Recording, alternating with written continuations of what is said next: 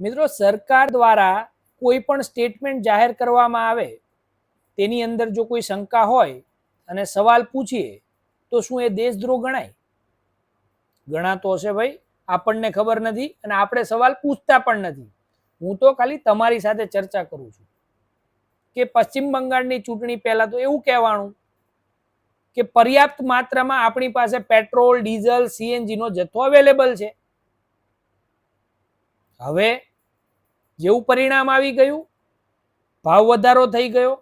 હરદીપસિંહ પુરી સાહેબ કે જે દેશના કેન્દ્રીય મંત્રી છે તેઓ કહી રહ્યા છે કે ભાવ વધારો કોઈ રોકી શકે તેમ નથી. ભાવ વધારો થયો પણ ખરો. તો હવે પ્રશ્ન ખાલી મારીને તમારી વચ્ચે એટલો છે કે શું આ માત્ર ટ્રેલર હતું? ભાવ વધારો પિક્ચર 2, 3, 4 આ સિક્વન્સ હજી બાકી છે? કમેન્ટમાં જણાવજો, મને તો ખબર નથી ભાઈ.